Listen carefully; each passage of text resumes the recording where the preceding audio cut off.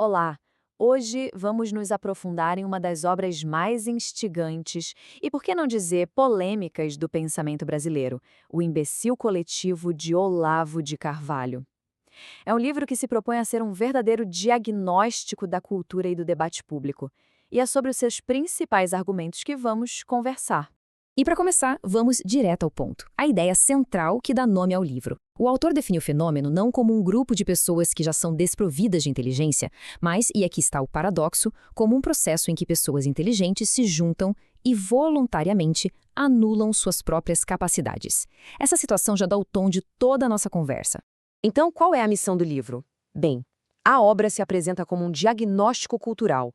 O objetivo declarado é usar situações do dia a dia, coisas da cultura que podem até parecer banais, para revelar um cenário filosófico e histórico bem maior, bem mais profundo. E aqui tem um ponto bem importante para a gente entender a estrutura da obra. O Imbecil Coletivo é, na verdade, a parte prática de uma trilogia. Ele é pensado quase como um guia, sabe? Um conjunto de exercícios para a gente treinar o olhar, usando o que o autor chama de incultura do momento como um trampolim para aplicar conceitos de outros trabalhos dele. Agora sim vamos mergulhar no diagnóstico. Afinal, o que significa esse termo que dá nome ao livro? O autor descreve o fenômeno como uma imbecilização artificial. Ou seja, não é algo que acontece naturalmente, é algo construído socialmente. A definição, portanto, é a seguinte: um grupo de pessoas que sozinhas poderiam ser muito inteligentes acaba, em conjunto, neutralizando o pensamento crítico de todo mundo. O que passa a importar não é mais a busca pela verdade, mas sim a necessidade de manter o grupo unido. E para isso, muitas vezes se adota um pensamento mais simples, nivelado pelo menor denominador comum. Certo, mas como isso acontece na prática? O livro não fica só na teoria. Ele descreve uma mecânica, um processo com fases bem definidas. Vamos entender passo a passo como essa anulação do pensamento individual é construída.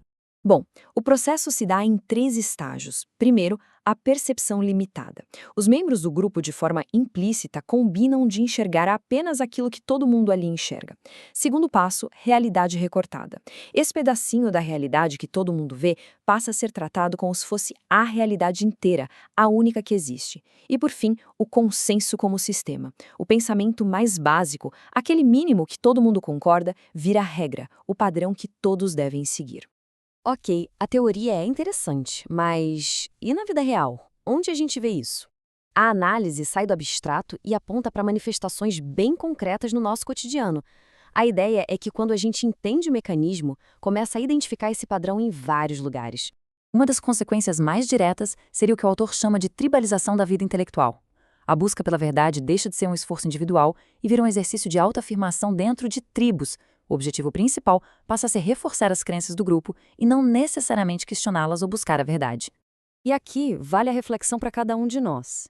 Em que ambientes no nosso dia a dia essa pressão para concordar, para pertencer, acaba falando mais alto que a busca sincera pela verdade? Será que é no trabalho, onde discordar pode ter um custo? Nas redes sociais, com as famosas bolhas de opinião? Ou quem sabe até mesmo nos nossos círculos de amizade? É um convite para a gente observar a dinâmica dos grupos que frequentamos. Outra consequência que o livro aponta é na própria cultura. A produção cultural, para conseguir atingir um público cada vez maior, correria o risco de deixar de lado critérios de excelência ou de verdade. Ela passaria a ser guiada por critérios de marketing, de aceitação popular, se moldando para agradar ao consenso geral. Se esse é o diagnóstico do problema, qual seria a solução, o tratamento? A obra aponta um caminho bem claro. O antídoto seria o fortalecimento da consciência e do pensamento individual. Essa seria a principal forma de resistir a esta mentalidade coletiva. E este quadro aqui ilustra bem esse contraste, né? De um lado, a mentalidade coletiva, que oferece segurança, o conforto de pertencer a um grupo e de ter ideias prontas. Do outro lado, a consciência individual, que assume o risco da solidão em nome da verdade, que não tem medo da complexidade e que se dá o trabalho de investigar de onde vêm as suas próprias ideias. Então, como a gente pode exercitar essa autonomia no dia a dia?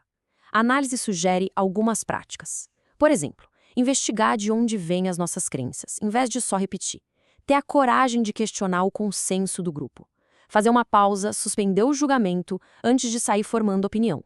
Ir atrás de conhecimento em fontes diferentes, principalmente naquelas que discordam da gente. E, claro, ler os clássicos, que já passaram pelo teste do tempo, e não só o que está na moda. E para a gente fechar a análise do conteúdo, fica aqui uma citação bem forte do livro. Ela resume a escolha moral que, na visão do autor, está no centro de toda essa discussão. A escolha entre o conforto de concordar com o grupo e a jornada, muitas vezes solitária, em busca da verdade.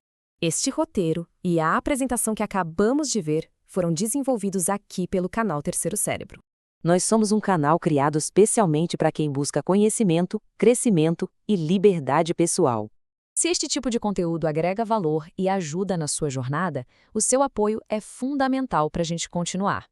Por isso, pedimos que você curta, comente com suas reflexões, compartilhe com quem possa se interessar e, claro, se inscreva no canal. Gostou desse conteúdo? A gente aprofunda ainda mais essa análise lá no nosso blog. O endereço é terceirocérebro.blogspot.com.